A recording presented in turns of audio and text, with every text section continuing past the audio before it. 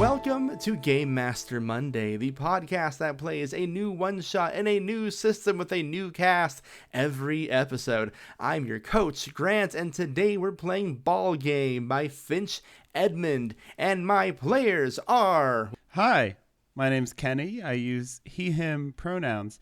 I'll be playing a character today named Moonshot Mendoza. Moonshot Mendoza also uses he, him pronouns. Number 99 is a left fielder because Moonshot's not here to catch any balls. He's here to hit them. And I'll be using the conversationalist playbook.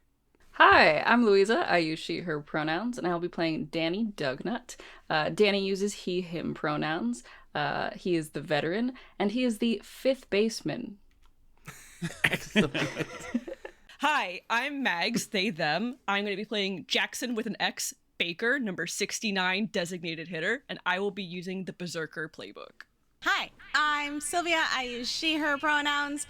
I will be playing Susie, Kitten Mitts, who also uses she, her pronouns, is number 63, and I will be using the Fanatic playbook.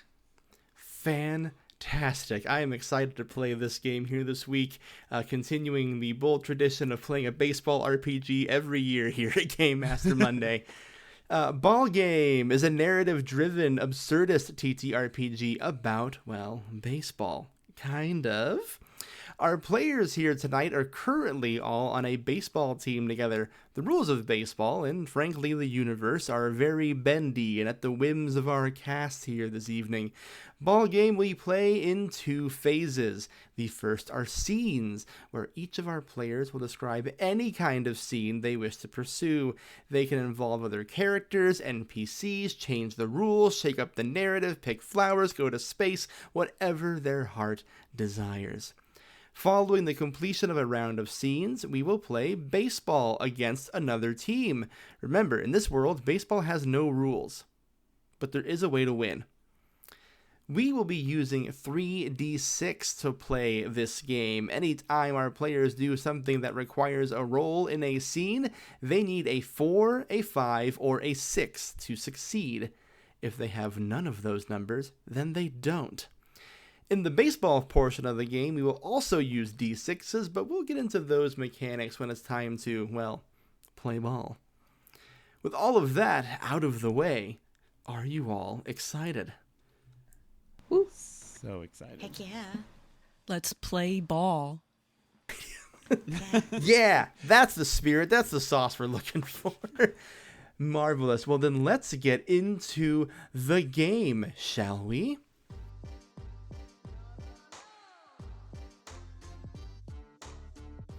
You four are currently players for a baseball team called the Florida Men. We are currently drone flying over the Florida Men field. I'm imagining it deep in the heart of the Everglades, because why not? Before we can get too far into what's happening here, what our time is, and what our goals are, I would like to know a little bit more about the players we just met earlier today. And I'm gonna go in alphabetical order to answer some character establishing questions. We'll begin with you, Moonshot Mendoza. Now, you mentioned that you play left field. How long have you been playing? Well, I've been playing since I was born. Right out the gate, pretty much. I've been swinging the old bat. They say I came out and grabbed that cord and just started swinging, you know. So I've just been doing that since the get-go. And why do you play? I play because someone once told me it wasn't possible to break the speed of light, but you ain't seen me swing a bat yet, and one day my bat is gonna move faster than light. I'm gonna hit the sun into the next galaxy. Just you wait. Now, any good team will tell you that the way you learn to operate as a team is by getting to know your fellow players. So I'm going to ask you 3 questions, Moonshot, and you can ask these questions to any of your fellow teammates here at the table. I'm gonna have to call up Susie to the plate. Susie Kitten Mitts. What do you think? Do I talk too much? Oh, no, I don't think you talk too much. I quite like the sound of your voice, so it's all good for me. I appreciate that. Thank you so much. Jaxson, what is it that I said that made you, want me around? You told me to take that ball, hit it right into the fucking bleachers, and make sure that shit hits the next coming man who tries to take my ball away from me, sir. And it's an honor to be on the same team as you. Thank you so much. I've said that to everyone I've played baseball with, so I'm glad it stuck with you. Danny Dugnut, now, I know something's wrong and you've been avoiding me. How come you don't talk to me no more, Danny? You try to make nice with everyone, and I get it. You're a good person, but you're fraternizing with rats, and those are our enemies. You've been chatting them up. I've seen you in the dugout. You're making little jokes, but on the field, I need to know you can bring it. Well, the problem is, Danny, that I learned that rats move faster than Florida men, so it's a little appealing to me. I hope you can understand that.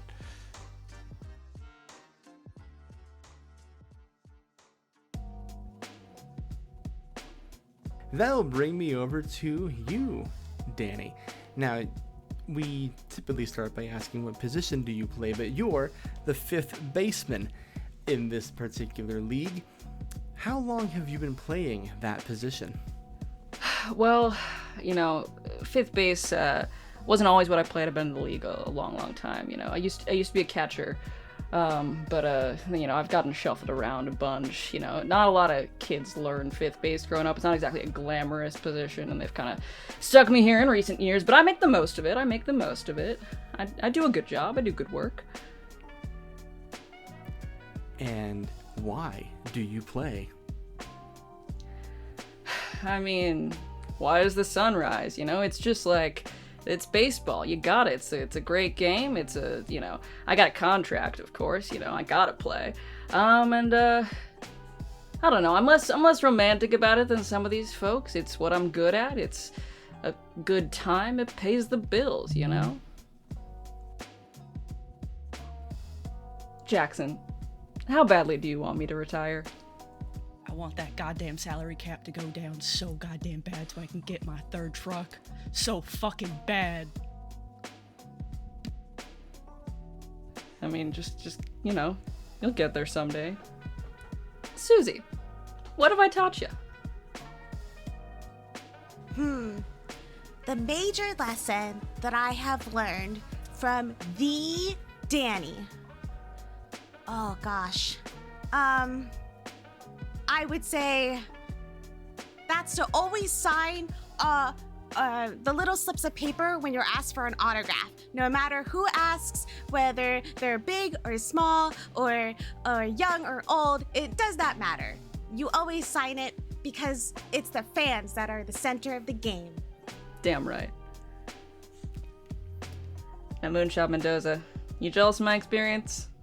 I'm jealous of that damn swing of yours. Yeah, of course. It's so consistent and fast.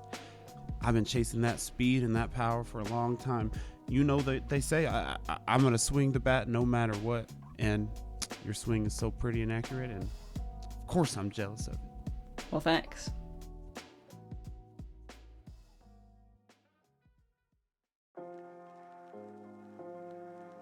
Jaxson Baker, number 69, the Berserker, the designated hitter. Tell me, how long have you been playing? Well, ever since I could hold a bat in these two hands, I've been swinging for my life. My older brother Jaxson with an S has been playing baseball. My older brother Jaxson with a K taught me how to hit a bat. He's been pitching for as long as I can remember.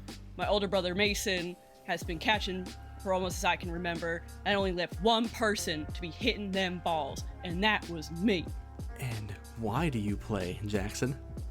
Because I failed out of real estate school. The reverse athlete track. Now, Miss Susie, when did you most recently patch me up? I think it was after the 7th preseason game when you tried to fight a bear that was on the opposite team. He really had it coming to him, didn't he? Sure did. Now, Moonshot, I know we have a good, well-established relationship in my short history here in the majors. What is your biggest problem with me? I wish you would, as vehemently as you swing that bat at other people, swing it at the ball. Because imagine the damage you could do. Hitting them dingers, sir. Trying my best. Danny, I know we have a tumultuous relationship here on the team, but what do I make you feel? You make me feel old. You got so much energy out there, you know. You're always giving it your all, starting fights, getting in. It reminds me of how I used to be a little bit, but I don't really have the fight in me as much as I once did, and I hate that you do, but I respect it.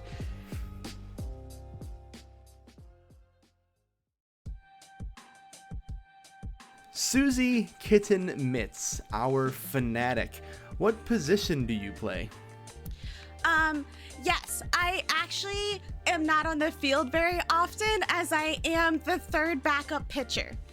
Okay, and how long have you been playing? 1, 2, 3, 4, 5, 6, 7, 8, 10 months. And why do you play? Because, just the coolest people are here.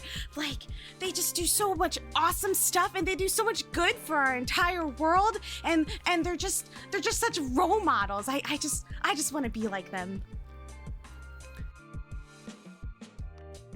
Jaxson, how did you help me when I first joined the team?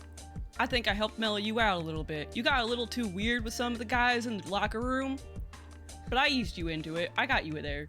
I got you in a better relationship with some of these people. You're still a little freaky about it, but it's endearing. Locker room etiquette.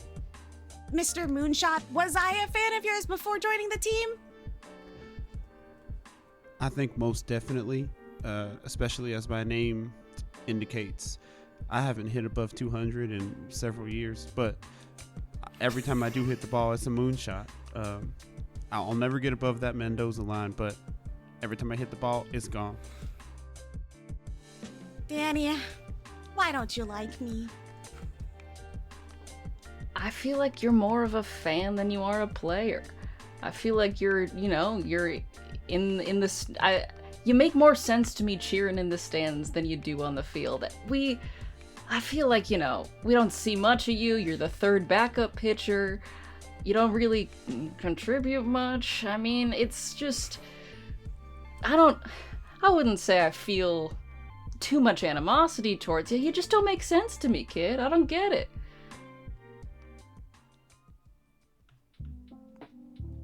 And so we have met our characters, and we've established your relationships with each other.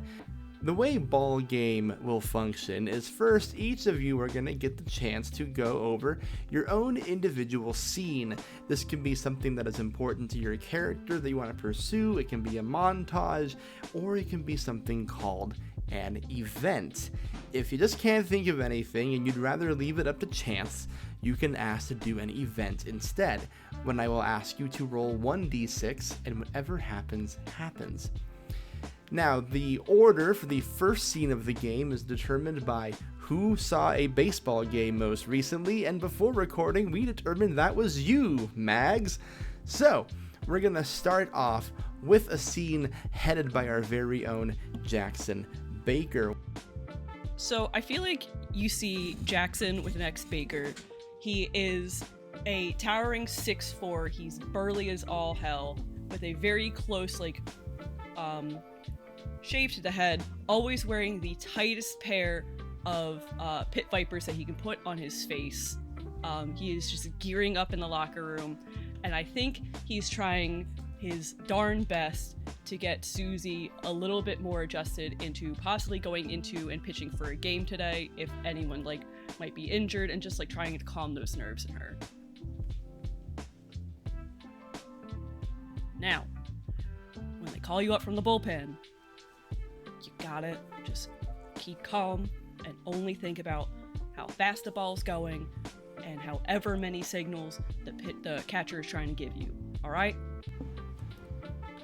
Okay, so no blowing kisses to the crowd? Do not blow kisses to the crowd. Okay, alright. You gotta just think for a moment. Maybe mean mug them, but like don't try to blow kisses to anyone, especially not the batter. We don't like him. We're trying to get him out. Yeah, but wouldn't blowing kisses throw him off his game? I mean, when you put it that way, it probably would. So, damn, I never thought about blowing kisses to the... God fucking damn it. You know what? Maybe just go with it, alright? It might just work. Okay, not to the crowd, but to the batter, yeah! To the batter, yes. Jaxson, would you say in this moment you're letting your emotions take over, or are you trying to calm down? Jackson's definitely letting his emotions take over. Wonderful. You can always let your emotions take over. For you see in ball game on your Berserker playbooks, there are some things you can always do, which you don't have to roll for, things you can sometimes do, which you must roll for, and some things you can never do, which you don't have to roll for, but you can try to do them without a consequence. But in this case, you're letting your emotions take over. You can always do that. You don't even have to roll to it. What does that look like when you're just going through this kissing scheme with Susie? Jackson's getting really hot and flustered. Like, he's getting very red in the face. Like, this man only knows one emotion, or two emotions. That's frustration and anger, and he needs to blow off steam and take his aggression out on some baseballs. I think Jaxson goes out to the practice field and tries to get whoever's in charge of, like, team practices and stuff to load up, whatever, automatic pitcher to just go on the highest fucking setting they could possibly put it at and let it rip. You see a person who's loading things up into your automatic picture. This person kind of has like a steam stack coming out of his head and is literally blowing off steam while you're blowing off steam, and you're just drilling baseballs over and over again. Looking at your playbook, I see you can also always hit something. Faster, son! These balls aren't going fast enough! I don't know if I can go any faster. The steam is kind of at this setting. We'll see what you can fucking do about it. Hey, roll 3d6 for me. Absolutely. So I got a 2 and a 3, but I did get 1 4. A 4 is all you need to succeed, so that is a success. When you succeed in ball game, you ask someone else to describe the success. I think I'd like Danny Dugnut to describe this success, since I would like to see what he's seeing. I think the success is actually that Danny does enter this scene and moves the equipment manager aside and is like, buddy, you don't get it. And just starts loading up this machine extremely fast with this weird level of practice that you're like, why have you done this? And he is now loading this at a speed that is adequate to Jaxson, who is really hitting those dingers, who is popping off here. I think the poor equipment manager is very flustered by this intervention. He's just a poor goddamn intern. We have to give him a little grace, but not Jaxson. Sorry, bud. You just gotta do it this way, like this. I'll probably never be as good as you are at it, Mr. Dugnut. I'm kind of new. Years of experience. You'll get here. You want me to sign anything? I'll sign something. Sorry, kid. It's all right. Will you sign my hot dog? Yeah, why not? In ketchup or marker? Marker. I've never That had makes that sense. before. Well, I don't recommend it, but you're welcome to try. You sign it and he eats it all in one bite, and you never see him again. Oh, darn.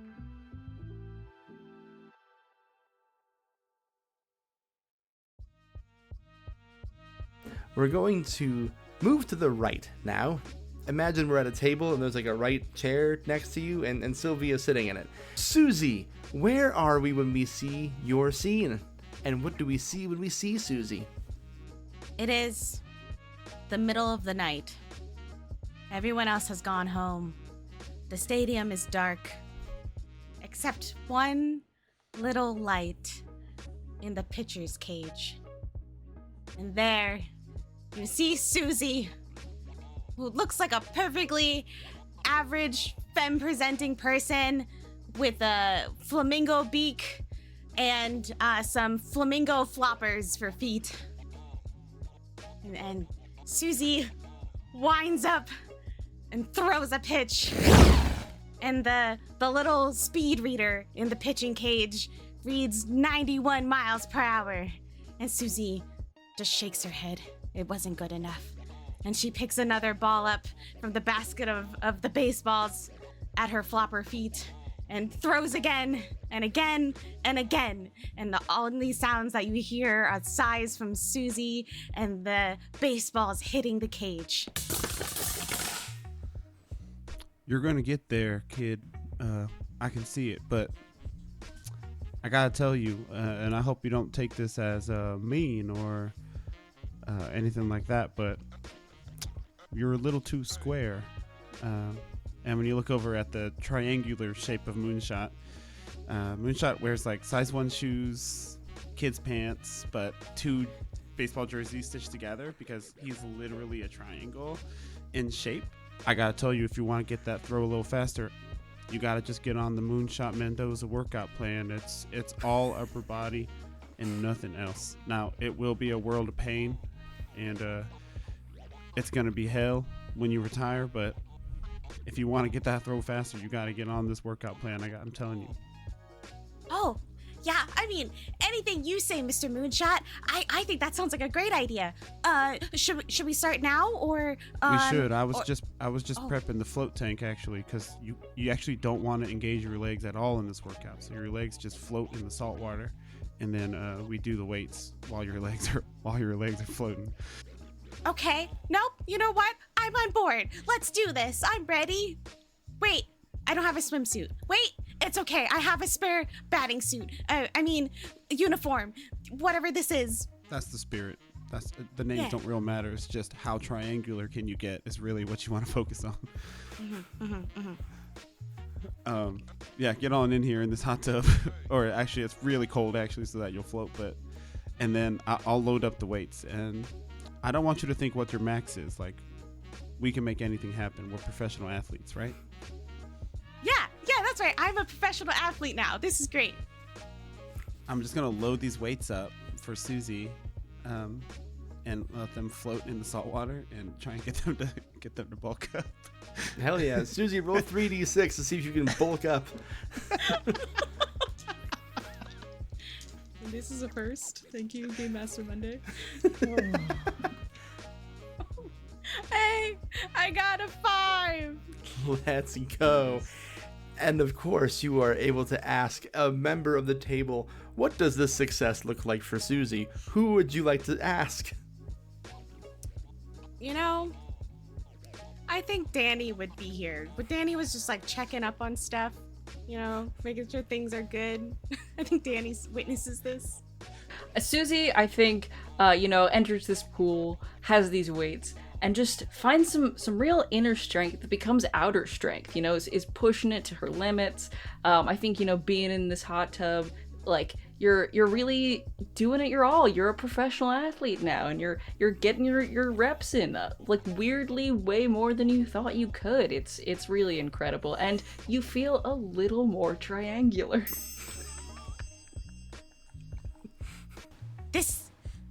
The triangular thing, that's kind of where it's at, Being, like, more rectangle shape is really a drag on life.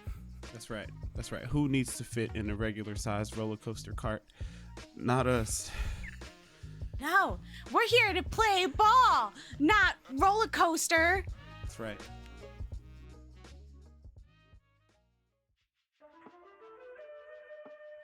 We will go to the right Now, Moonshot Mendoza, we have been gifted at the sight of a large triangular man. Where do we find him when we begin your scene? We actually find Moonshot outside of the stadium, in like as much as he can, like disguising his figure so that fans won't come up and see him. And he's asking, he's asked Jaxson to come along on a field trip. Which of my trucks do you want to go in? The red one or the silver one? Which one? I'm trying to get a blue one. Well, when we win the ship this year, you know, we'll get you that blue one for sure. Hell yeah. But listen, we're in Florida, right? That's where our team is now. And one thing I know about Florida is that they got rockets. And what goes faster than my baseball bat is my baseball bat with rockets on it. So which truck do you think could get us into where the rockets are? The red one.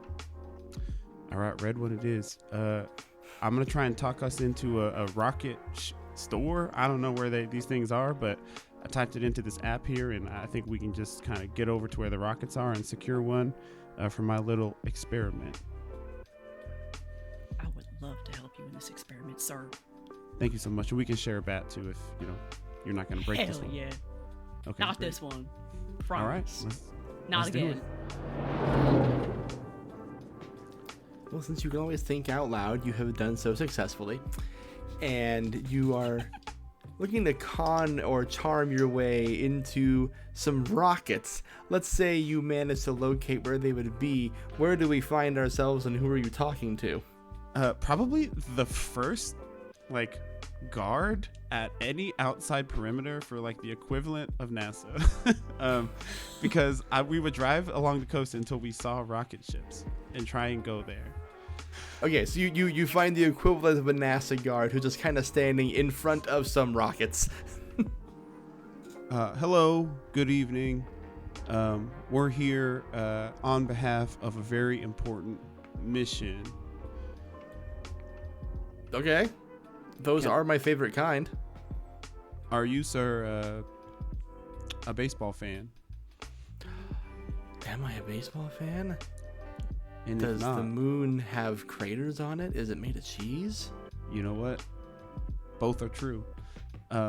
So I'm going to take that as a yes. You may recognize, I'll take off a little cardigan, which was not covering up Moonshot's form at all. Oh my god, Moonshot Mendoza. Hello, it's nice to see I you. hardly recognized you with the cardigan. Now listen, you may also recognize Jaxson Baker here on my right. Oh my god. Jackson's beautiful truck. Jackson's truck is... Oh my god, the truck. It's Yeah. real. Jaxson, your truck is uniquely equipped for our mission. Yes, it could handle what we're trying to haul out of here. It's got a big enough 8-foot bed. I think we're good. I'm going to play it straight with you. I need a rocket, and I can get you into a game, some nosebleeds, something like that. A hot dog in there or two. If you'll just turn a blind eye real quick and let us haul one out of here, one that they're not using anymore or something like that, because If you'll allow me to editorialize a bit, while you can always charm someone, you can sometimes convince someone of something that isn't true. I have So no if access you'll- to hot dogs. You're right.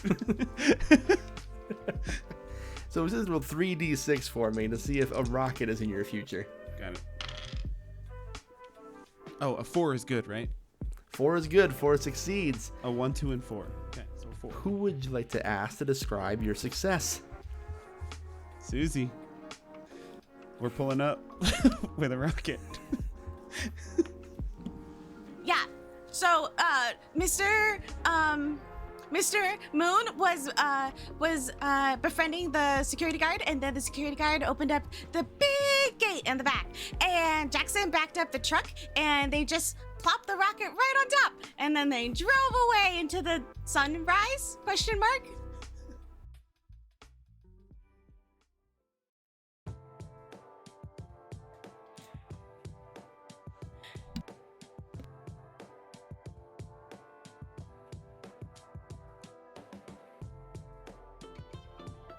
So, you know how at baseball games, they often will cut to video footage of all the players strutting and posing and making, like, dramatic faces? I think we all as a team have been tasked with re-recording our videos where we're strutting and posing, but they've given us new jerseys. They're like, we're trying out some new styles, like a City Connect sort of thing, and we're all trying to figure out why we've been given plaid sweaters as jerseys. That's what's going down here. This feels like a warm choice for Florida, but you know, I gotta, and Danny turns to like one of the little cameramen and does like a dramatic arms crossed pose. Also, to describe Danny briefly, regular dad bod baseball player, but he's blue. Naturally. And he's really trying to rock this weird sweater that he's been given. The camera people are all also wearing the sweaters, and they're like, I don't know, they gave us a box, it was full of sweaters, it said jerseys on it, and they told us to take the pictures in the jerseys, so here we are, Danny. You do what you gotta do, I get it. Yeah. Whew, sweating already. Okay, alright. Can you dim those lights? No? It's fine. They like look directly into the camera light, like full face into the light, and then turn back with like smaller pupils, and they, I don't think so. Okay, rest of y'all, you feeling good in these sweaters? A little itchy. Jaxson flexes ever so slightly, and just one of the sleeves on the sweater just rips clean off. I'm not a big fan of these. I don't think I'm gonna get a good range on hitting the ball. And that's what I'm getting paid to do. It's fair, yeah. I do wish it was the kind of sweater that cinches at the bottom so it would fit my form a little better. Right now, it just really ill-defined, you know? I wish it was Get more like a belt, maybe. cinched. Yeah. But I don't really, doesn't really bother me. It's not going to stop me from swinging a bat, so. Fair enough. Susie, you enjoying your sweater? Yeah. Was it just sweaters in the box, or are we supposed to have like pants and like boots and gloves and helmets and stuff? Oh. Yeah, I guess that would explain why you all dress like this here today. Yeah, no, we only have the sweater box. I mean, if that's the new uniform. Yeah, I guess it's sweat. You know, what kind of fan service is this? You would know better than I would. Isn't that kind of your deal? Being a fan of the team? I am a professional athlete. Probably. Most likely. Because it is these photographers who are placing us, and when, you know, they've been chatting me up, I'm an old standby the team, they've got me front and center. Jaxson just, you know, of course, ripped off the sleeves, so he's great to have also, like, up in the front near me. Mendoza, kind of an interesting, you know, architectural juxtaposition on the other side there. And then I think because they're a little confused by Susie's presence, Susie's kind of ducked a little bit behind. Poor Susie, a little back behind these the cameras. But we're doing dramatic, like, holding bats, crossing arms, staring at camera. Yeah. The photos are taken, and we have some fantastic new entries for the Megatron. The Megatron? That's a transformer. Jumbotron? Yeah. We have some fantastic new entries for the Jumbotron. Ours is called the Megatron, though. It is actually Megatron, just holding up the screen. Yeah. Megatron. We did it. We captured him. Freebie. I have invited to his slave. Anyway.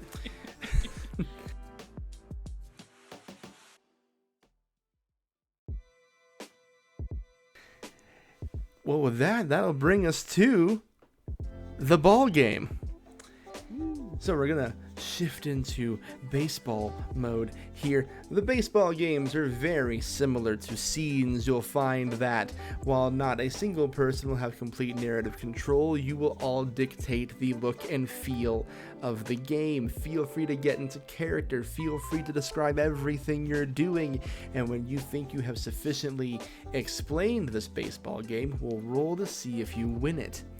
So, first thing is first here, let's decide who your opponent is, and given earlier illusions, if you'll allow me, I would like to say you are beginning the road to the playoffs. Every game matters from this point forward, and you are first facing the New York Rats. Fuck those guys. And at which team's stadium? So you may now decide if you want to play at the Rat Stadium or at the Men's Stadium. Let's do this one at the Rat Stadium, if you don't mind. I would love to All go in to favor? that stadium.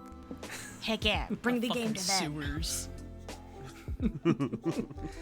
Yeah, describe the New York Rat Stadium for me. Everyone just threw a detail about it in there. Underground. Of course. It's definitely remnant of his fucking sewer. They're the rats. It just makes too much sense. Black lights.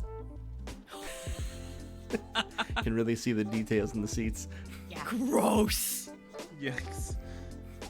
They sell a lot of pizza, but instead of pepperonis, it's hot dogs chopped up on the top. It's their signature dish in the stadium. Fuck yeah. Am I a rat? Why does that actually sound good, though? Oh no! Why does that actually sound delicious? Oh no. It feels like an actual stadium food that should exist. I don't know if it that does, really- but That's an American stadium food for sure. It is. The pizza Yeah. here is provided by Susie's. That for sure exists. This is a good place to talk about also your team's playbook. You are part of the Florida Men, so you get a special little condition for being a special little guy. Your team move is once per session, so at any point during this recording, each player can perform the following action. You thrive in chaos. Once per session during a game, you may add the results of your 3d6 rolls together and consult the chaos table to see what happens in addition to succeeding or failing. So that's a thing you can do at any point. Pool all your dice together and see what fucking happens. Well, Moonshot is going to test out his new bat in his first at-bat. He has figured out a way to attach a rocket thruster. He walks to the plate, a 15-foot-long bat, takes his stance, and it's gonna ignite. It's gonna turn on the ignition as he swings the bat and just see what happens. Well, let's see. That will definitely be a 3d6 roll for you, Yes. Moonshot, to see if that succeeds at some point during this game. I'm gonna go ahead and activate fuck it, chaos. I'm gonna activate my whole thing. Okay. Hell yeah. I got a 6 total, 3 2s. You fail your swing. You're gonna completely strike out here. But as you do so, it begins to storm inside the sewer. A cloud starts to form, and it begins raining tadpoles. Yuck. Okay, I think the rocket bat is just a little too strong. I haven't tested it yet. So it lifts me up out of the batter's box and sends me like over the ball and into the infield. And I think one of my angles, one of my corners, sticks into the ground and like hits a pipe underground, and which causes this sewage storm, tadpole storm to start happening. I think Moonshot's just like stuck in the ground, looks like a standing up tortilla chip, as one of his corners is just stuck in the ground. You hear an announcer over the microphone go, Well, not the best day we've seen for Moonshot Mendoza, but when you got an arm like that, it's the moon or bust, am I right? You're damn right. I'll shout out. just muffled in the dirt. I think pitching for the Rats today is Peg Winnie. She used to be one of the Florida Men, and she is a horse. And how does a horse pitch? How does a horse wear pants? These are questions we can never answer. But Winnie is pitching, and we've got, old history there. Used to be on the men, got traded. Traded to a rival. It's rough stuff. And Danny steps up to the plate and looks Winnie dead in the eye and says, "Bring it on, Winnie." And tries to swing. Winnie says, "I knew you would say that, Winnie." Same old. Okay, that is 8 total. But one of them's a 5, so yep, good. so 5 succeeds. I think Jaxson sees Danny Dugnut launch an absolute fucking piss missile right above the head of fucking Winnie and straight into the crowd of that goddamn sewer stadium. Takes out a few lights, fucking causes sparks to go everywhere. Might be a fire hazard, we don't know. All in all, beautiful. 10 out of 10. There's a coach who comes out to the pitching mound and just kind of like grabs her reins and tries to escort her into the bullpen. Keeps pointing at a trough of water to help her calm down, but she's just not going towards it at all, just refuses to drink. Susie showed up to the game with like a big cardboard box that was branded with one of our sponsors, Spikies. And in the dugout, Susie, like after the game has started, we're on like the 3rd inning, and Susie starts going around passing out what's in this box. And what is in this box, dear audience, let me tell you, they are cleats, but they are the kind of light up sneaker kind of cleats. So every time the cleat takes an impact, it lights up. There's nothing in the rule book that says you can't have light up cleats. So Susie starts passing them out because we are in the sewers underground in black light conditions, and these are highly distracting. That's what Susie's trying to do, with the intention of getting the team to distract the other team so that they can win better, faster, and more triangle. And I am enacting chaos. Let's go. We are enacting chaos. Burning through this team move. Roll 3d6 and tell me what collective number you get. That's 15. Sure is. Thank you. You're welcome. Well, describe your success. And on the chaos table for a 15, a fancy journalist is covering this game. They are rooting for the opposing team and will not write kindly about your team unless you win them over. Okay. Would I describe my success, or would somebody else describe the success? Someone will describe your success, but you can still do what you want with that journalist now that you know they exist. A reporter from the New York Crimes. The New York Crimes! Oh, gosh. You know how tough those New York journalists can be. Susie has an extra pair of these light-up cleats, special edition from Spikies. You can get 10% off using the code FloridaMan. And Susie will assign them in a white Sharpie, no branding, a white permanent marker, and will kind of strut out along the side of the field up to the journalist section and be like, hey, you, New York Crimes journalist, here, I got these for you. It's a little token. It's a little token from us to you.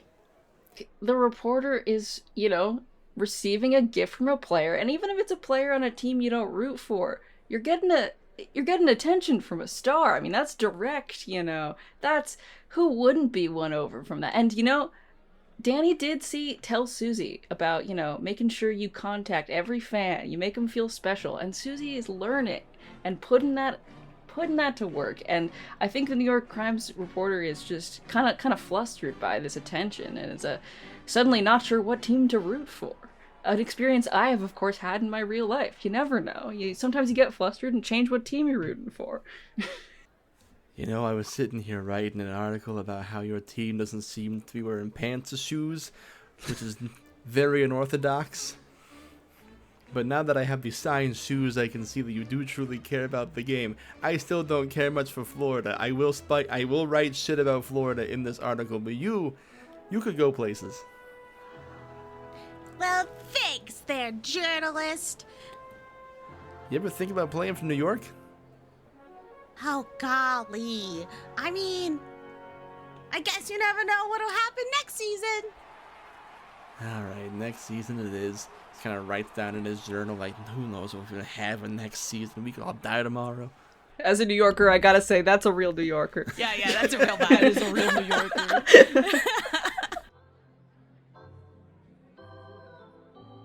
I think Jaxson is having a rare, dry spell for a game. And anytime he gets up to the plate, he just visibly looks more and more upset. And you can tell by the way he's walking and those light up cleats, just like half of the lights are blown out at this point. And he's just so visibly mad. He's getting back to the dugout and he takes his one bat and just snaps it right over his thigh and just throws it on the ground at the dugout. You can always get angry. You can always let your emotions take over. You're doing this in the dugout around people. Yeah. Would you say you're trying to calm down, or would you like to make someone else angry? I'd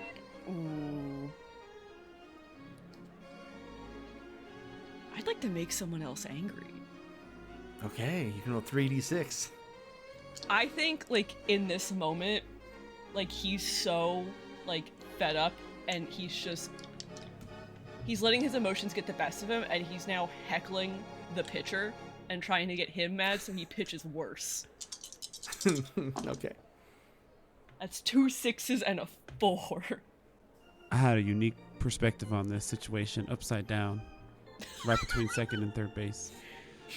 I could see that Jaxson was struggling, not his usual self, just a real regular guy at the plate most often. But this time, just frustration settling in. I've seen it before. The splinters of his bat from the dugout, one of them hit me in the eye, but I could tell the pitcher was most mad, like someone just took the attention away from this pitcher getting a real good strikeout, and this pitcher just threw the biggest tantrum, glove on the ground, hat on the ground, crying, tadpoles falling into their hat. Then they got more upset from the tadpoles. Just a real world-class tantrum. I think it really gave us an advantage there in the late innings. I would like to remind everyone the pitcher is a horse, so please picture that with a horse. That's right. We snob. The pitching coach had to come out and give him some sugar cubes to calm him down, but at that point, the damage had been done. You just hear someone in the stands, this fucking horse! We need a pitcher, not a horse. Gets escorted by the security guards, and you can't say shit like that. Come on, they're doing their best. Come on, we don't accept that here. All right, gang, the time has come to see if you win this ball game. I'm going to have each of you pull out your little d6s here for me. So everyone will roll 1d6. If your total exceeds 8, you win. If it doesn't, you lose. Or if losing is just too unbearable for you, you can choose to trigger extra innings. But we'll see what happens. 3 for Kenny. Also a 3. That is well over 8. Seeing everyone's fingers here, you'll just have to trust me, audience. I can count. First, they've got a flustered horse, and that doesn't help them, absolutely. Now we spend in between innings, we get Mendoza back up and at it, right side up, flips back over, and it's funny. We're doing pretty well. We're doing all right. I had that strong hit at the beginning, took us through. They didn't really catch up as much, and towards the end of the game, we're feeling so all right that we'd like to give our pitcher a rest. And in the last inning, we of course bring in our third backup pitcher. And closing out the game for us, Susie does a great job. It's all strikeouts, and it's a beautiful thing to see. And that reporter in the stands, watching, taking note, and it's a sewer. It's not a beautiful stadium, and of course it was raining tadpoles, and frogs is not the best weather, but it's still a lovely day and a beautiful game. A beautiful day for baseball, frogs excluded. You defeat the New York Rats. Congratulations, you've won your first ball game. Another step closer to that World Series you long for so dearly. So bring us back to the scenes phase of the game. Mag started us off, so this time we're going to start with Silvia's character. As we return from this game, in between the game, the next one even more important than the last, where do we find you? Susie is overly confident now. We got some strikeouts. We got to play. We befriended a reporter. We got told that we should play for a different team, and that's just quite the honor. And so Susie goes out for an adventure on the town, throws back a couple of swiggly swirly drinks, and then heads to the tattoo shop to get a tattoo of a rat. Now, you did trigger a phrase here from your playbook, because you see the fanatic can never get overly confident in their abilities without consequences. Describe your failure for me. Susie gets this elaborate rat tattoo on the left bicep. It looks great. It looks awesome. Susie's checking out, heads out of the tattoo parlor, is showing off the tattoo to everyone at the bus stop. Because we don't drive after swiggly swirly drinks. So heads to the bus stop, is showing everybody the sweet tattoo that she just got, and they're all New York Rats fans on vacation here in Florida. The other most New York thing I can think of. Again, accurate stuff. I've been to Florida quite a bit. And the rats, the rat fans, at first are like, yeah, that's a really cool rat tattoo. And Susie's like, yeah, I'm Susie Kitten Mitts. I won the game, blah, blah, blah. And then the fans just start looking at each other. And then they start pushing Susie around and push her down into a puddle because, of course, it's raining in Florida on the one time New Yorkers come to vacation there. And Susie gets soaking wet and lands awkwardly on her wrist and will not be able to pitch in the next game. Tragedy has struck the Florida men as their third backup pitcher goes down with a pitching injury. Team's washed. Season's over. Season's Fucking bozos. An article written in the Florida newspapers all say, right when we thought we found our closer. Scooching to the right, Moonshot Mendoza, where do we find you? You find Moonshot in the equipment room of the Florida men. Kind of, badgering some of the equipment managers and people like that who work behind the scenes looking for some materials. Now, I attached this rocket to my bat last week, and it's fast, but I need something a little stronger. I need to coat my bat with a material that's stronger. I'm sorry to interrupt your work here, but I really need you to help me with this new project of making my bat be able to handle just the hottest pitch, all the heat it can handle. Can you help me make my bat stronger? Yeah, I think we can manage something like that. And you're still sold on the Rockets thing? You want us to keep that as part of the whole shebang? Well, of course. That's the whole idea, yeah. And I'm afraid what you heard was that I want a bat that's a little bit stronger. I want the strongest material that you can muster. I don't care what you got to smelt down or whatever. I need the strongest that, like, let's say I was going to hit the sun with my baseball bat, it should be alive afterwards. Okay. We will see what we can come up with, Mr. Mendoza. We legally have to do anything you ask us to do with the equipment. I'm commanding your attention right now. I understand Roll- that, but... Roll 3d6 for me. Perfect. Got my playbook open now. A 1, a 1, and a 6. Well, there's one thing that we all know. It's indestructible. It's everywhere. It's impossible to avoid. That's right. This bat has been coated in microplastics. It's indestructible. They're everywhere. It's just a very weird little light plastic bat. You wouldn't think so, but they're powerful. They do so much to all of us. And this equipment team, they figured it out. They worked together. They put this little. It looks kind of like a dinky little toy bat, but you swing that thing and it is whew.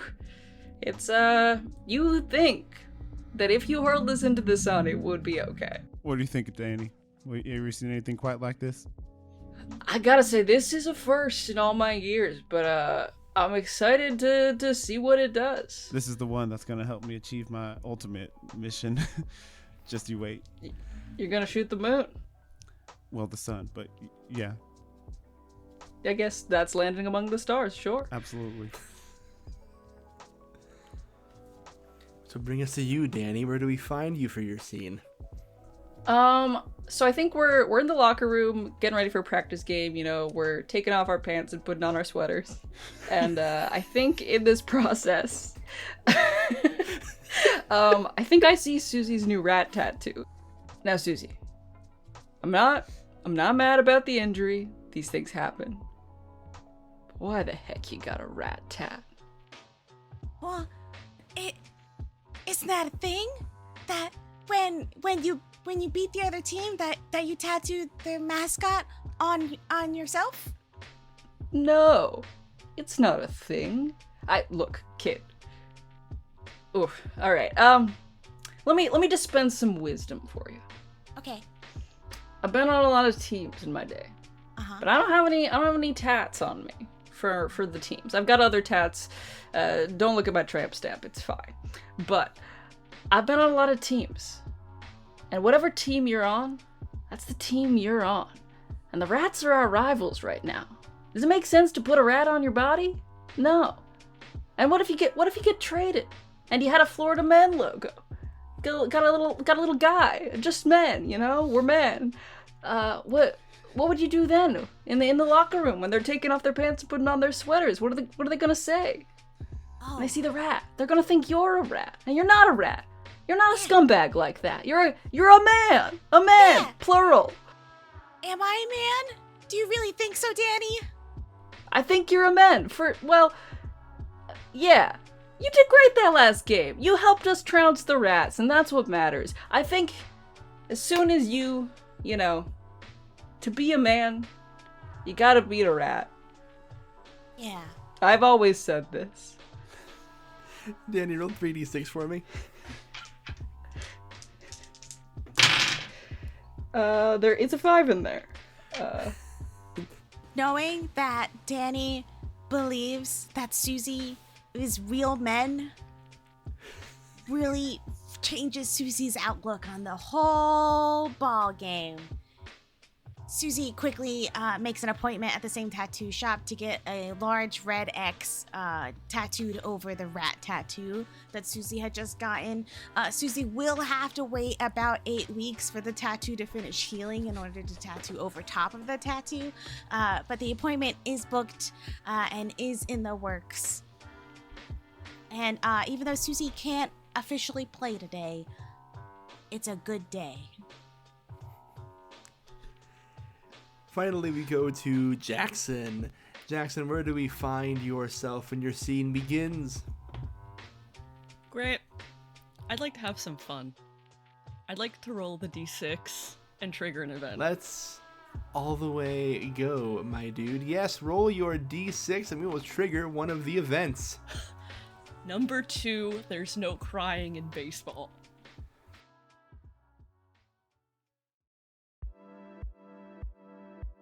Morale is low. The last few games have just been so dull. Viewership is down, and frankly, the player characters are bored to tears. To boost attitudes, you decide to have a movie night with your fellow PCs. As a group, decide the genre and title of the movie you're seeing. Then, discuss the movie your group saw. Build the movie as you discuss it, quote it, and analyze it in character. You know, there's so many of these Air Bud movies, I thought they would just get so old and they just run out of content. But that dog is one hell of a picture. Better than any horse I ever saw, that's for sure. Yeah, certainly better than LeBron's pivot from basketball to baseball. It's really excellent stuff. That's right. I never saw it coming that, when this dog was able to get the opposable thumbs from the shaman, the swamp shaman. That real twist in the movie that just really spoke to me about, the level of commitment we give to our sport. Some people do really have the ability to give it all or give nothing, and goddamn, I'm gonna keep giving it my all. Move me to tears. I think I finally understand the whole sweater thing that was going on. I didn't realize it was a reference to this incredible movie where they give the dog a sweater in the third act because he was caught in the rain and cold. It's really a beautiful moment. And, it's a Florida rain, this from the Swamp Witch, and it's good Florida heritage stuff. I didn't know. I hadn't seen it. My favorite is the Triangle Coach. Really truly believes in what it's all about, and really convinced that dog to switch from basketball to baseball. That was really inspiring. Nah, I thought he was kind of a square. It's weird. I don't remember that part. I must have dozed off or something. I missed it. Man, just when I've been complaining about representation, I missed the one little bit I could have gotten here. But I'll have to go back and watch it again. But yeah, Air Bud Unleashed 6. For me, 3 stars. Out of how many?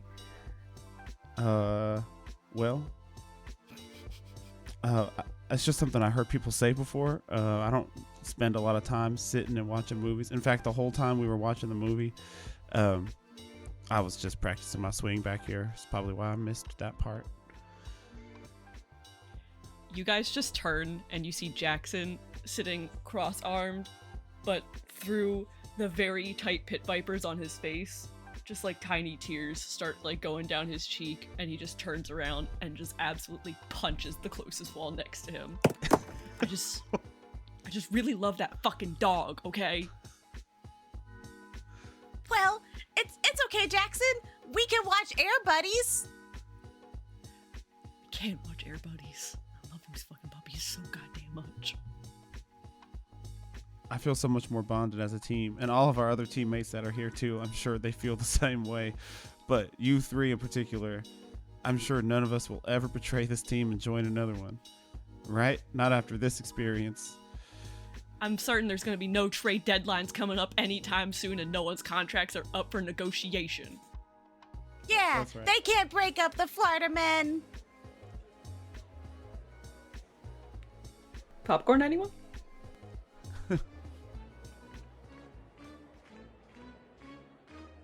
And that's going to bring us to your next game on the road to hopefully bringing home the big one. For this game, if you'll indulge me, I'm going to have you face the Cleveland Crushers. And you may choose if you would like to play in Florida or Cleveland. Let's play a home game. Yeah, why would we want to play in Cleveland? I want to see these fans go fucking nuts. Yeah. There have been some boring games recently. Some you've won, some you've lost. So let's see if we can break the monotony up as we come to the Florida Men Stadium. What is Florida Men's field like, folks? Yes. Well, of course, the Jumbotron is held up by Megatron. Megatron is It's there. like a replica. It's very thing, important yeah. that Megatron is there. Yes. I'm certain that the outfield is mostly swamp at this point. Or Swamp there's and like mosquitoes. there's one random patch every game of the swampy outfield where there is actually a crocodile. Like there is a live Gotta add crocodile danger in the to field, it. but it changes every game, like where the patch is. And they put they randomize the jerseys that the crocodile wears depending on and that counts what team he's on It's in a for that jersey. game. I didn't even picture it in a jersey, but that's so good. Or cardigan. I'm sorry, cardigan, Sweat, yeah, cardigan sweat, of or course, of jersey. course. Yeah. Sometimes the sweater, and sometimes he plays for the other team. Yeah, it's random. I think like the dugouts are actually just like oceanfront, like shore. So you can like go to the beach, but also you get the swamp there. Beautiful. So we have ourselves a ball game. It'll be the same dealio here. You're facing the Cleveland Crushers, a team that is known for their size and crushing ability. Just gargantuan members of this team. Some are just literally jacked dudes. Some are actual giants. One is a slowly moving mountain that will one day reach the batter's mound, and God help us when that day comes. Moonshot is playing left field today. Doesn't love to field, but since Jaxson is the designated hitter, plays the position where they're going to get the least amount of balls. And standing out in left field is directly underneath the Megatron.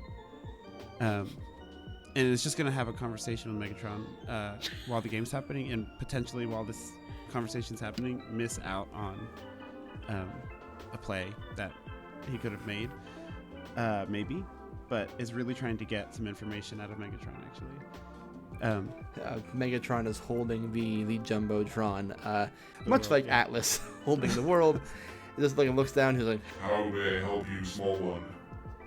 I don't know when your contract ends or whatever, but I've amassed quite a bit of money and am looking for a ride when this season ends. I'm looking to get out of here, and you seem like my best bet to get to where I'm trying to go.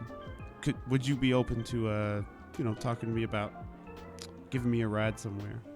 Where are you trying to go, and why would I help you? Well, I don't know if you're still hell-bent on the destruction of Earth or whatever, but I have this plan where I've hit so many baseballs out of the park in my life that and I've been working on my bat real hard. I want to hit the sun so hard that it moves. And so I'd like for you to take me to space so I can hit the sun and make it move. oh, roll 3d6 for me. We'll call it commanding attention. No. I rolled a 1, a 2, and a 2. How do you fail to convince Megatron of your plan?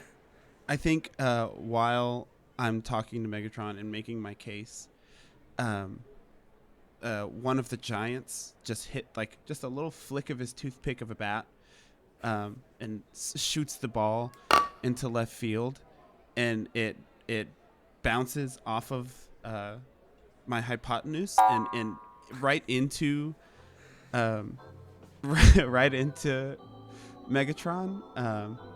And he doesn't like to be hit in that way, but the ball bounces off my hypotenuse into him and strikes him, and that's he's like, I think our relationship is over. I hate it so much when I get hit with one of these spherical objects. This is hell, and you have made it that hell happens if you were only paying attention and doing your job as I must do mine. Damn, and I really screwed that one up, and I'm so sorry, Megatron. I'll pay attention from here on out, okay? But You'll just have to join the void or something. I can't help you. consider it, though. But all right, I have. You are dismissed. okay.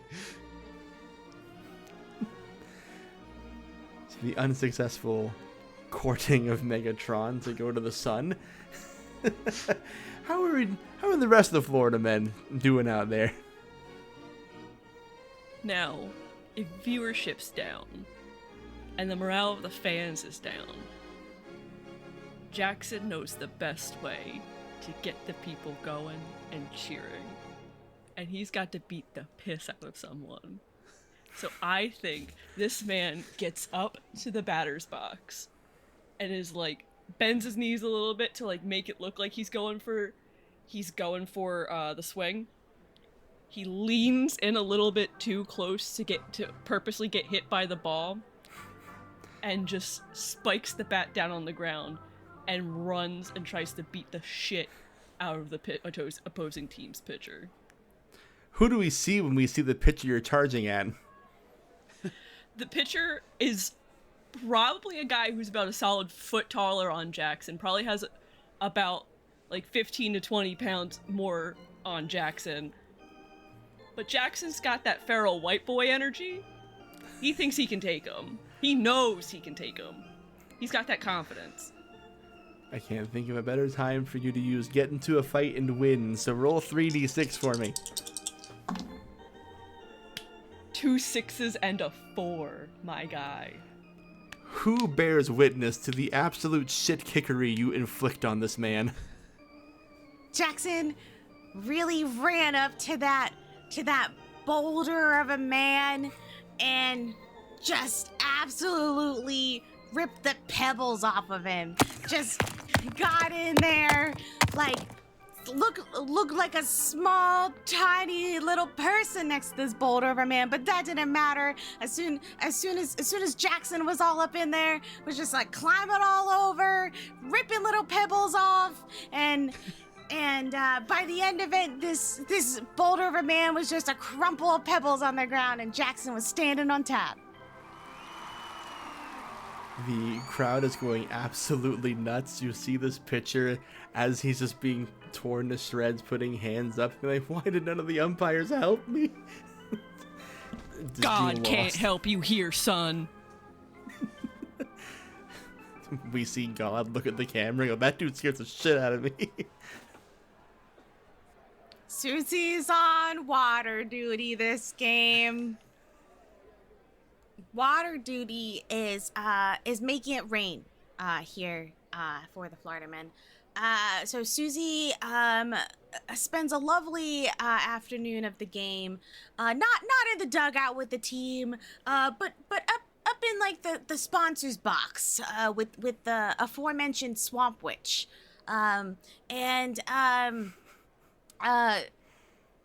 takes a stroll down memory lane with this Swamp Witch and looks at all of the framed photos of all of the famous Florida men that have come before, and looks at the trophy box and all of the little trophies that the team has won over the years, and really just tries to convince this Swamp Witch to remember their love of the game and to make it rain, which would be in favor of the Florida men winning this.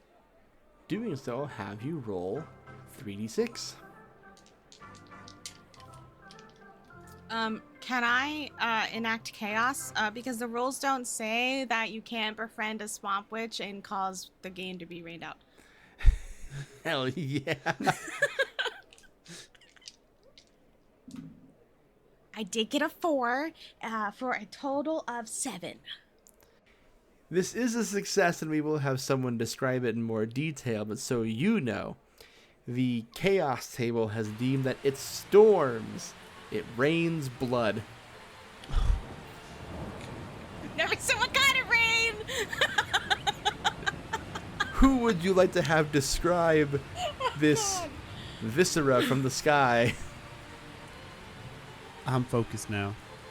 And in the time that I've been focused on this game, I've seen one of my closest teammates rip apart another golem of a man and spill his blood upon the ground, upon these sacred fields that we play on. It's just another day at the park. You know how it is. But that blood seems to have reversed and been fed into the ground and is now coming right back at us from the sky. And this is not why I joined the sport, but I can't say it's the first time it's happened. I mean, this just, sometimes this happens. When Cleveland comes to town, the Crushers come to town, you can always expect a little bit of blood. And this time, it's coming from above us. It's just how it is this time. That's the way baseball goes. Seeing what Danny's up to, I think Danny's chilling in the dugout a little bit, waiting for his turn at bat, and he's sort of nearing one of the players from the opposing team again. He's got a lot of old friends in the league. You get traded a bunch. You spend your time in various places, and there's a lovely Cyclops. Her name is Iris. Old friend. We used to be on a team together, and I'm just reminiscing with her. This weather, it's classic, right? It always rains in Florida. Always rains in Florida. Good to see you, Danny. Yeah, how's it going? A little bit of a down year for me, I won't lie, but do you remember when we snuck on the Toronto Angels that one season despite not being Angels? Yeah, it was great stuff. I mean, you would have think they would notice the blue in the one eye, but they didn't. It was fantastic. Angels notably have many eyes, so it's really interesting. Yeah, I think that's why we kind of got away with it, because of the distinguishing features, but it took them a while to catch on. No, yeah. They were never very good at catching. That's right. Right you are. Hey, did I tell you about the surgery, by the way? Oh, no. What's up? Oh, LASIK. Oh, congrats. Yeah. Throwing fewer balls now. Oh, well, not great for me, but, it's a... Good for you. Oh, I'm not throwing strikes either. They just give me an entirely different thing to throw. Oh. Well, how about that? What are you throwing? You tell me, Danny. What do you think is being pitched to you right now? I think, we cut to a couple minutes later, and Danny's at bat against, Iris pitching, and we see Iris pitch an actual bean bag. It's a bag of beans, and intending to bean Danny. Just going for it. My HBB count is crazy this year. So you can reminisce about the good old days anytime. It will always succeed. Danny's got a very respectable at bat. Gets a few balls here and there, maybe a strike, but eventually finds that sweet spot. Gets a nice, sick-looking double right in the middle of the inning. It's beautiful. Would have been better as a home run, just going straight through right past Megatron, but can't all be homers. Some of them can be doubles. Now we'll see if that double leads us to a victory. Everyone roll 1d6 for me. 14 total. It's above 8, so the Florida men in exciting fashion take the victory. What does it look and feel like, gang? Tell me what victory in this stadium means for you today. Moonshot's real relieved. Just did not play his best today. Was unfocused. Had an ulterior motive to today's game, and just real glad Danny pulled it out for us, because I was afraid of how that might reflect on my career. So thank you to Danny. I mean, the crowd got what they want. Violence, blood, and really good piss missiles sent out to the outfield. What more could you want from this beautiful, beautiful sport? Susie is up in the sponsors box with the Swamp Witch. They're cheering, throwing peanuts everywhere, toasting some toasty drinks together, and the Swamp Witch agrees to remove Susie's rat tattoo for free, Yeah, and then I think on the Jumbotron that Megatron is holding up, you get like the big framed out video of like Susie and the Swamp Witch just like cheering on the team and going wild when they notice that they're up on the Jumbotron. And, I think the fans are really loving all this. They, of course, were ready for Blood Rain. It happens from time to time in these conditions. I think it's part of what, helped bring the men to victory today is we're used to this stuff, and the Crushers less so. But the fans in the stands, they've all got their umbrellas out. They're especially made for blood. They've got some great designs. They get really creative with it. It's a big thing that men fans do is they get their special blood umbrellas. Yeah, it's a great time, and just like the blood, we're gonna be positive. So, And it's good stuff. blood rain, hurricane season, they just go hand in hand. Nothing like good Florida baseball. I tell you what, it ain't summer until we get blood hurricanes. After every year, the blood hurricanes come sooner and sooner. Am I right? Wait, you guys don't get blood hurricanes? Someone's got to do something about this sun. This sun is too close to us. The blood hurricanes are happening more often, more frequently. I'm I saying. feel like it's getting closer.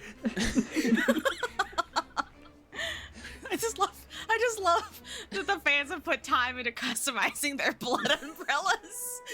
So It's a good touch. It's a good touch.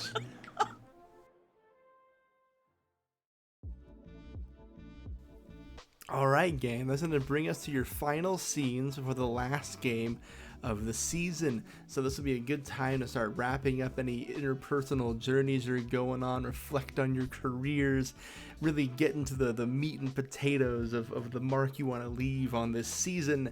And we will, of course, continue by going to the right, which means we're going to start with Moonshot Mendoza for this scene. Moonshot's going to do something he has never bothered to do in his career in the professionals, which is to seek a sponsor.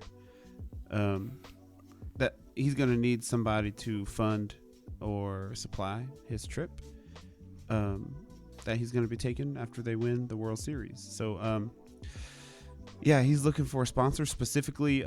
So he's going to hold a press conference. He's actually going to interrupt a press conference that's already in motion. Like the president of operations for the Florida Men is holding a press conference. And Moonshot's going to walk in and say, I'm so sorry to interrupt everyone, but I have something to say. I've been here a long time, and I'm currently looking for someone to take on a mission I have. Sponsor, I'll do whatever you want. I can be your spokesperson. If you make very specific type of hardware leveling systems, I'm good for that. If you need to know the best way to build a bridge, triangle, again, I can help you with that. Anything, any kind of angular business you got, I'm here for you. If you're here to sponsor me. Roll 3d6 for me. 3 5s at the time. there was a hush over the reporters because Moonshot interrupted and everyone was shocked at such behavior from Moonshot, rarely ever seen before. And that created this perfect environment for Moonshot's pitch for sponsors. And out of the back of the room, this smaller triangular person stands up on their chair and just goes, "The Angles would love to sponsor you." All right, that's a big old yes right there. Unless there's a higher bid, turns this into an auction. Yeah, I think like several more sponsors put forward their sponsorship terms. Inspired by your shape and your mission, Sun Chips, I think, of course, comes forward. You know, I can work with Sun Chips. I can work with it. Obviously, it goes without saying, I'm more of a Doritos man myself, but no, yeah. As long as you're willing to provide. The mountain spring water that has a triangular mountain on their labeling puts forth a bid of yeah. We'll feature you on our bottles instead of the mountain. I will be upside down, but I've been known to be upside down in games before, so that the picture already exists. There you go. You have funding for your adventure to the sun. I guess we'll see if that has any game implications shortly. So bring me to you, Danny. I want to roll on that event table. Let's go to the I event think table. that's a great time. All right, I've got a 5. 5 is Children's Fun Friday. Great. On the last Friday of the month, every month, an event called Children's Fun Friday happens at your field. What the word children refers to varies from Friday to Friday. Sometimes it's actual human children. Sometimes it's dogs. Sometimes it's a horde of demons. No matter what, a lot of these children show up on these days and cause some kind of a ruckus during the game. The youngest player at the table determines what the children are this month and tells the other player. So Danny, you will in fact be the person who's going to decide what the children are this month. Our second youngest person, which sounds like it's you, Mags, also silently decides one thing that happens as a result of the children's arrival, and so on until the oldest player decides.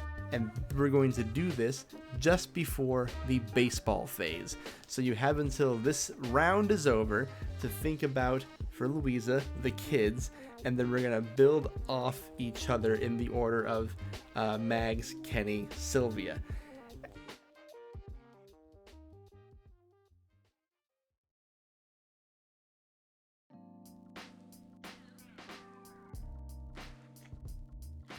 I think in true athlete fashion, leading up right to the big important game, Jackson's gonna get in a bit of legal heat and is trying to get his way out of said legal heat so he can still compete in the World Series.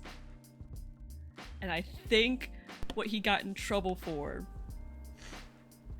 was he decided to go to the NASA base without Moonshot and is trying to talk his way into getting more rockets for the bats. Yeah, okay. How are you approaching getting out of that legal trouble? I think as he's trying to explain to the police what is going on, he is desperately trying to get Moonshot on the phone. Just be like stabbing his smartphone with his big fucking sausage fingers and be like, no, you don't understand. He's the smart one. He's the one good with words. He is the one who's gonna get me out of this. Now you talk to him. We're gonna need you roll 3d6 to convince a cop. I rolled a 3, a 2, and a 6.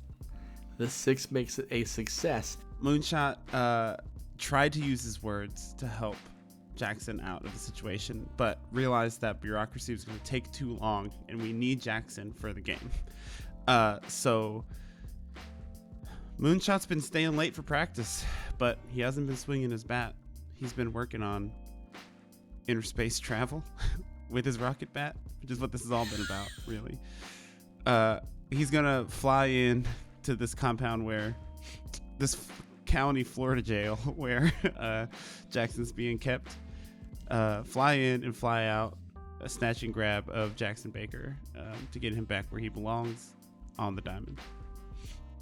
We get Jaxson out of a legal bind before the big game, before Children's Fun Friday, and we go to Susie. I'm also gonna use the event table.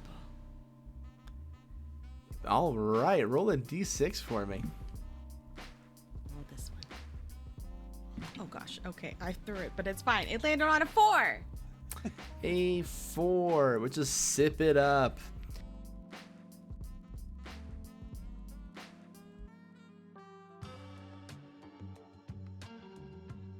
You have been chosen to appear in a sponsorship ad with your fellow PCs. It's for a new energy drink. Unfortunately, the energy drink tastes awful. Like, it's hard to drink it without gagging awful. Play out the event as a normal scene, but we're going to have a timer set. Every 2 minutes, everyone must roll 3d6 to see if they successfully pretend to like the drink. If you as a team fail 3 or more times, on these rolls, you lose the sponsorship. Yeah. Oh, this it comes in a great berry flavor. Everyone will sure love it. What do y'all have? Mine's called Blood Rain. What does everyone have? Mine is called Baja Blast 2. Oh, very good. Very good. Yeah. This one's called Premium, and it's just got a gas can next to it. That's really nice. Yeah. Mine is accurately named Locker Room. Roll 3d6, everybody. Okay. Okay. Yeah. I've got a 5 in there, so we're good. I got 6. 4, 5, and a 6. I rolled a 1, a 2, and a 1. We have one failure. Moonshot, you failed to keep this one down. What does it taste like? What happens to your body? I think this one's actually just blood. My body is a literal angular temple, and this will not have a place in it. I'm sorry. And I throw the can up in the air and fucking pound it with a bat that I keep with me, just like into the wall. A sponsorship person behind the camera goes, "Hey, I hear you, but can you not do that, please? Or say those things?" Home run. And I leave the room. Oh. This fabulous flavor that everyone should check out there. Each of our fans should come up and get themselves some does that say grass? I love Baja Blast 2. It's like Baja Blast, but more. Roll 3d6. Why is this one called A Hug from My Dad? I rolled all 6 X's again. Cool. Good, I'm good. Yeah, 6 for Danny, 6 for Susie. Moonshot. I didn't know I had to roll as well. Here we go. That's a success. Okay, you are selling it. You are maintaining the sponsorship. A guy in a big suit just says, "Hey, we're just gonna keep rolling some more things. Here's another 12-pack of flavors. Just keep holding them up and describing them. This is really great stuff. We really appreciate y'all doing this. A huge truck of money will be brought to all your homes. Just keep this up." All right, this one's called gaining an hour of sleep when daylight savings ends. I don't know what to think about this one. That's, it's gonna give you the energy we need to do baseball. Oh, I see. It's energy. Yeah, it's energy. This flavor here, it says the specific pizza with hot dogs on it from the Rat Stadium. Why would you? What the hell? I don't think we're the people to promote that. This feels like a brand You mismatch. hate Maybe the we do Rats some the other most. flavors. This I one- know. I'm. Now they're just running out of flavors. This one, straight up, is called The Smell from the Lowe's Greenhouse Room. Oh man. Okay, hold on. Oh, wow. That's actually kind of good. That's Yeah. kind of good. Wait, hold up. So mine, my awesome flavor that everybody out there needs to try is reading the first book that you ever read a third time for the first time. Roll 3d6. I like this That was event. success. Good one. I'm still good. I'm good. Got a 4. Success. Cool. This one's actually pretty good. This one that I have is called letting the dishes soak as a facade for not wanting to do the dishes tonight. I've actually had that one before. This was- Yeah, I that's just thought about actually drinking the soaking Comfort. dishes, and I wanted to throw up. This one is called actually drinking the dish soaking water. This one's a chaser. Yeah, It's this not- one's a chaser. It's not hard. Yep. Yeah, I think if you're gonna pick them in an order, that one's the one to end on Agreed. for sure. Huh. Although, I mean, just one can is enough energy for a game. You don't need more than one. Just one, that's It's right. good enough. This one is called The First Day of Spring, where it actually feels like t-shirt weather, or you don't have to put on a sweatshirt in the beginning of the day. Y'all gotta stop. This is too much. We did a lot of surveys. I think mine's a printing error. It just says Yeller No, that one's Yeller. with 5 R's. Yeah, it's Yeller. More R's for more energy. Yeller. Roll 3d6 for me. This is your last one. Another success. I got all 6s. You have successfully kept and maintained the energy drink sponsor. Congratulations.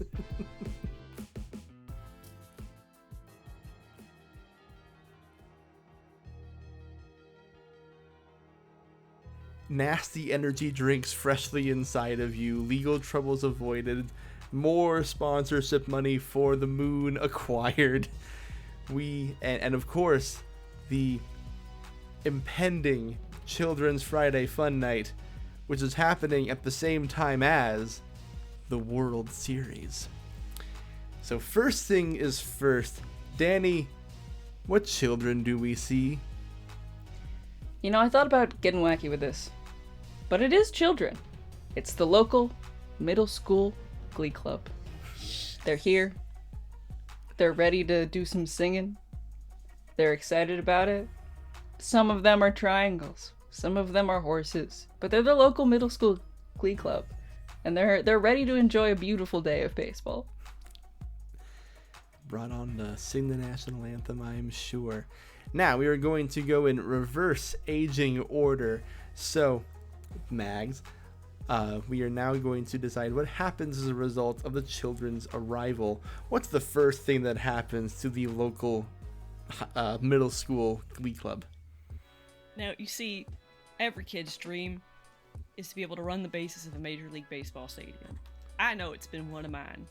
That's why I'm playing baseball now. However, we do note that this field is just riddled with gators. But we're still letting these fucking kids run the bases anyway. And by goddammit, I'm gonna see one of them kids at least make it to home base. As they cross home plate, Moonshot Mendoza is standing at home with a suited corporate entity of some kind who has like a giant box in front of them. And as they're crossing home plate, Moonshot is standing there saying, as a reward, incentive, I don't know, from one of my many sponsors, triangular sponsors, AOL, they're offering you their newest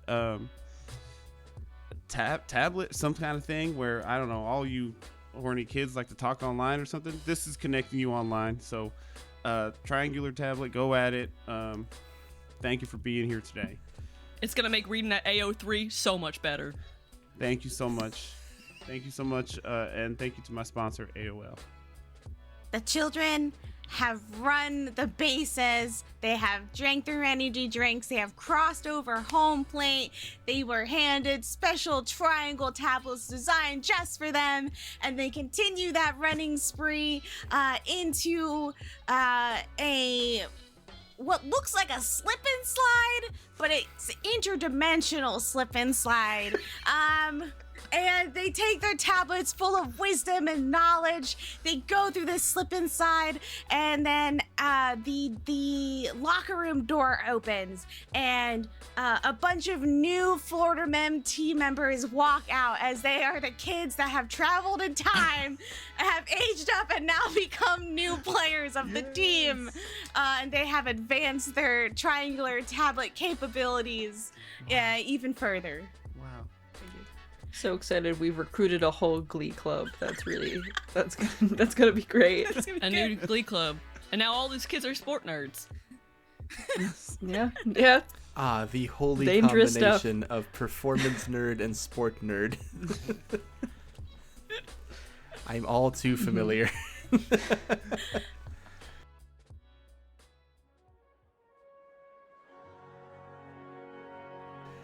Well, that brings us to the World Series, gang. You are facing the Toronto Angels.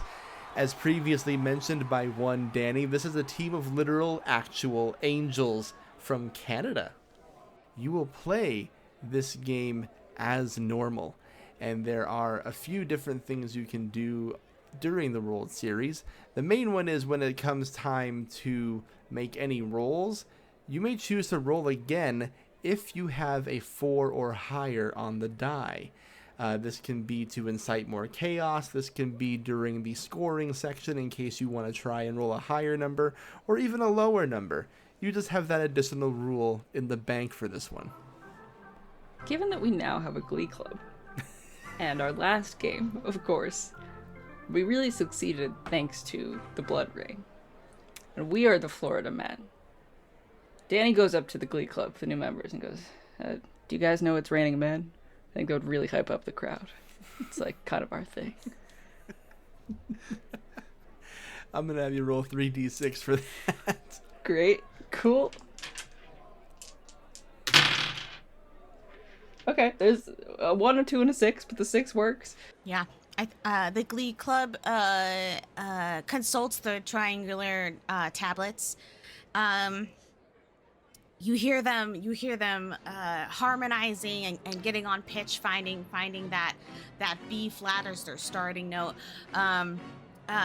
You see the horse choreographer, planning out some quick steps. And then the Glee Club team members now charge the other team's dugout and perform It's Raining Men, a full choreographed dance. Somehow confetti is now falling from the sky as they are... Because the rules don't say that you can't perform a whole Glee Club musical number in front of the opposite team's dugout. And Danny, pats some of the other team members back. It's like, well, we all know, angels are weak to choirs. All these angels staring out into the stands, weeping. Susie's recovered. The Swamp Witch came in clutch. Susie steps up to bat. It's one of the few times that Susie has to bat in, but they just need a walk. That's all they need right now, so they put Susie in. Susie steps up to the plate, and the catcher is right there, and Susie just leans over a little bit and says, "Hey, that mitt is that's such a nice mitt, yo. Wow." Did you buy that yourself? That is so nice. Wow. It was a gift from on high. Wow, you really deserve that gift. And can I also, while I'm here, can I just say, I really like your form. As a pitcher myself, I rarely see catchers that have such great form.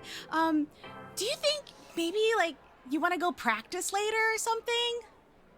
My form is ill-achievable in this mortal life, but I can show you a few pointers. Yeah. And, Grant, we're befriending someone from the other team. Yeah, let's roll 3d6. That's a 4. I thought Susie was a bit of an odd bird when we got her on the team. I never understood why we needed a third backup pitcher, but now I get it. She's kind, she's sweet, she's the kind of person where you're like, you're good stock. I appreciate you. Sometimes I wish she would stop being so friendly to the opposing team, but, in times like this, maybe she's right. Maybe it does confuse the shit out of them. And you know what, goddammit? We're gonna use that to our advantage. Well, with that little note hanging over our heads, Jaxson, how are we going to do that? I would first like to roll on the chaos table. Have a little fun. We are banking our last chaos table. Go ahead and roll your 3d6. That's gonna be a 10. Mysterious music fills the stadium. Nobody knows where it's coming from.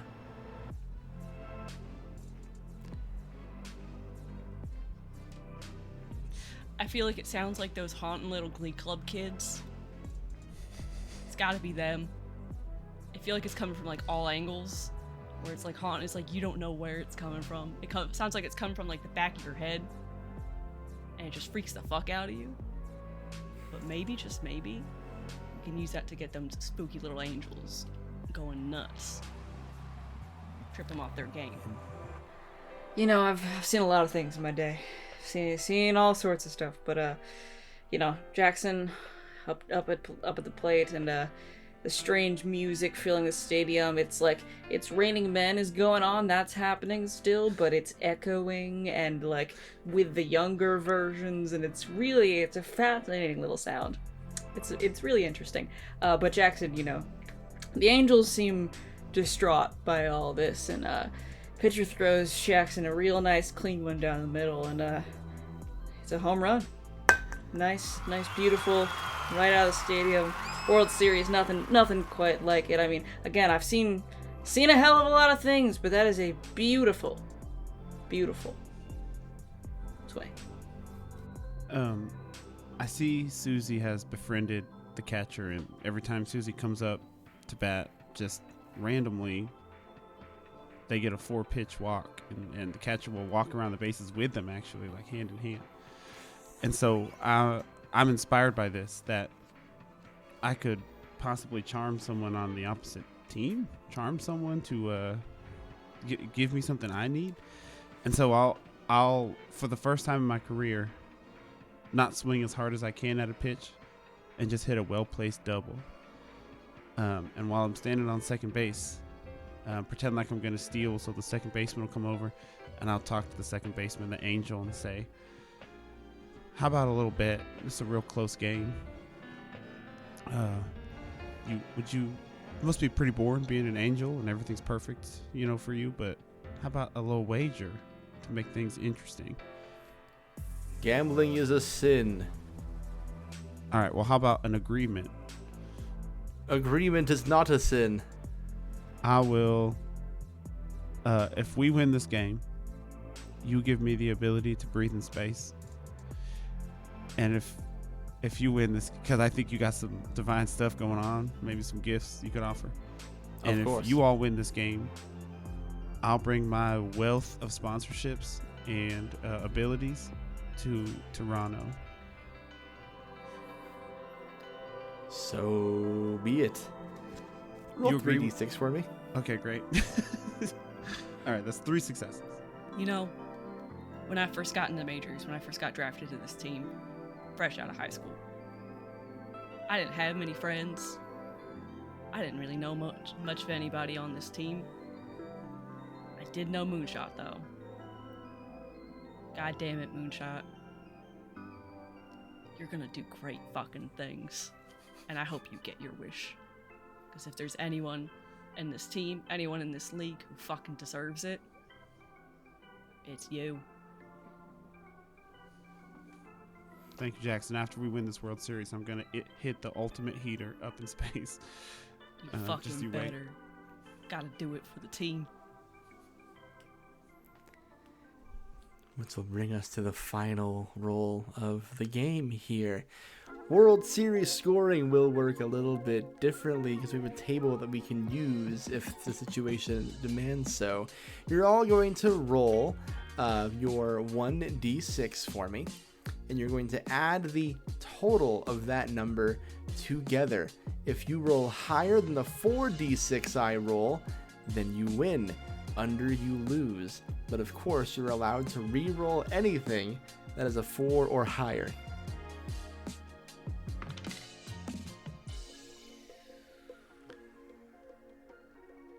Five, 7, I got a 10. 2. That makes it a total of 12 for the Florida men. And the...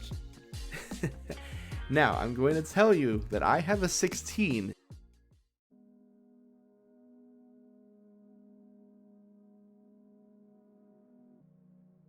So, describe for me how we lose the World Series. Like any good baseball game or any bad baseball game for a team, most of the time teams don't win because of one player.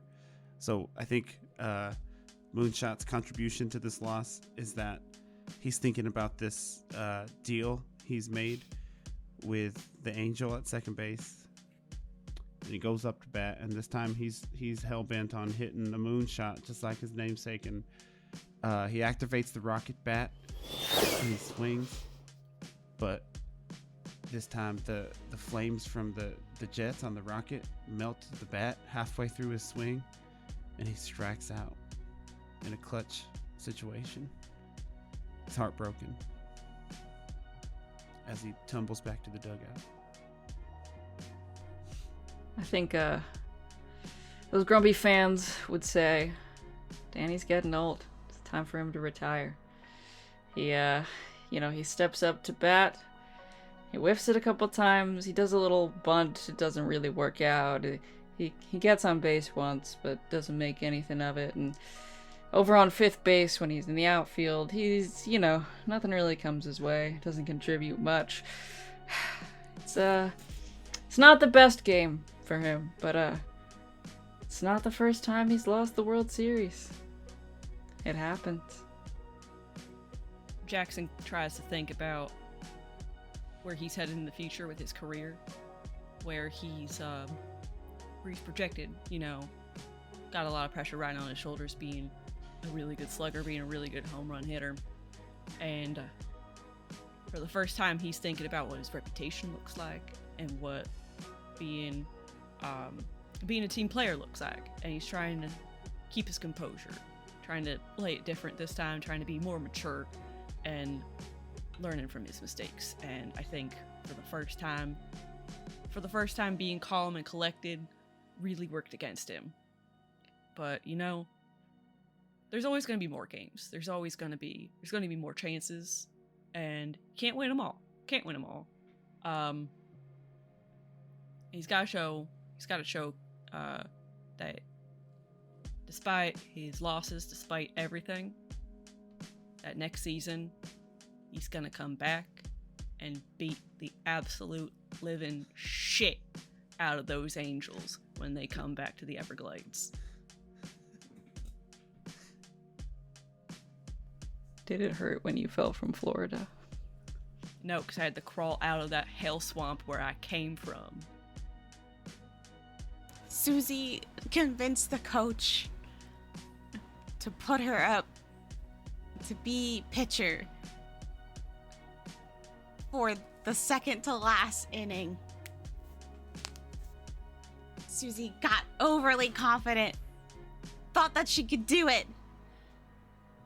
But as soon as she stepped up to the pitcher's mound and she organizes her flip-floppy feet in the right way so that she can throw that amazing pitch that she's been practicing, the lights are suddenly brighter. The laughter that she hears from the crowd is louder. And now she doubts her abilities and gets anxious and can't quite bring herself to throw that ball. And instead, she puts her head down and just walks off the field without ever throwing the ball. She just carries the ball off the field with her. And you see her walk out of the exit to the stadium, and she just walks all the way to her car and just leaves, and can't face the embarrassment of not being able to throw a pitch in the most important game.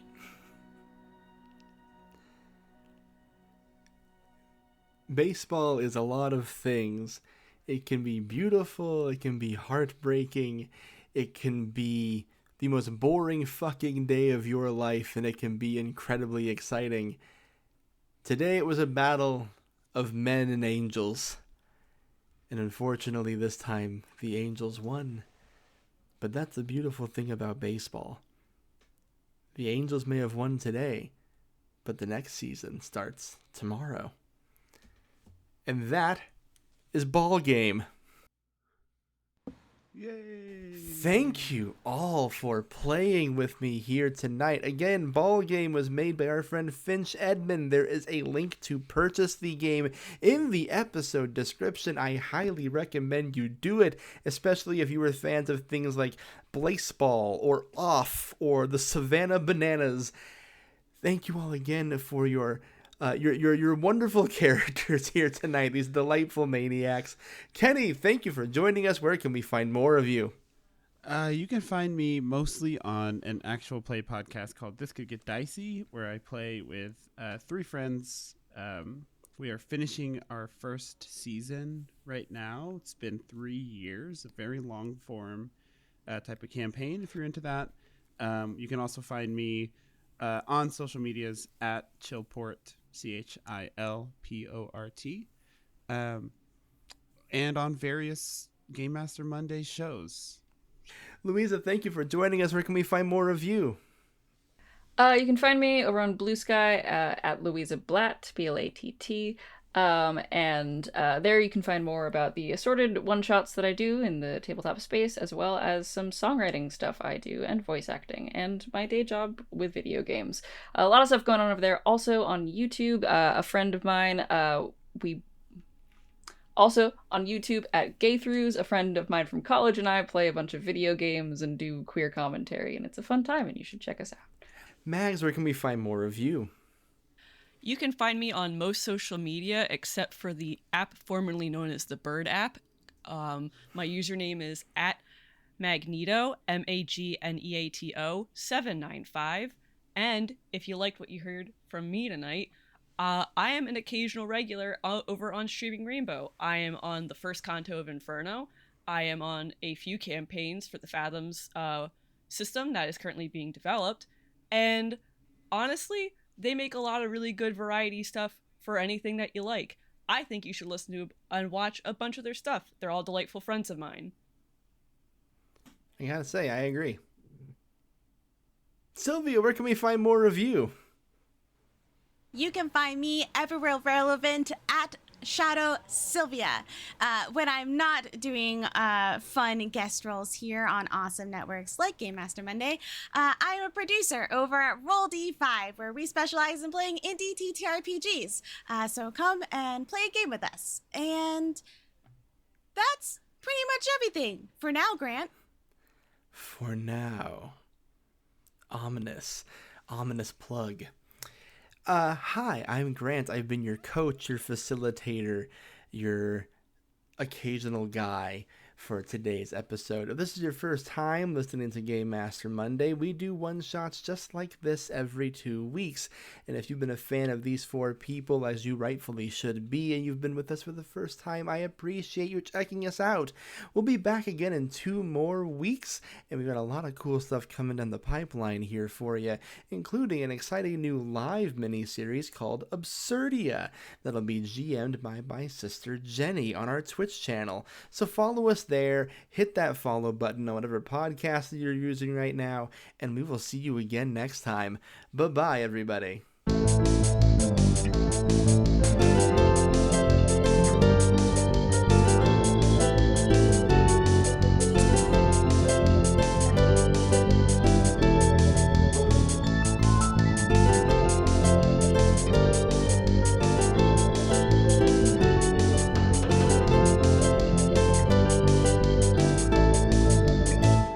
Guys, that's a horse. Great work. Great Dude, work. I gotta know more about this horse. You can lead a horse to water, but you can't make her drink. Thank you. I thought we were just going to let it sit. Like, Yeah. I don't know if we were going to address it or not. Okay. We'll see what end stays in the edit. Yeah. Just end the We're good. We've done our horsing around. We're all set. Oh, God. Hello, post-credit scene. Okay. Yeah. All right, back to the horseplay. Back to the horseplay.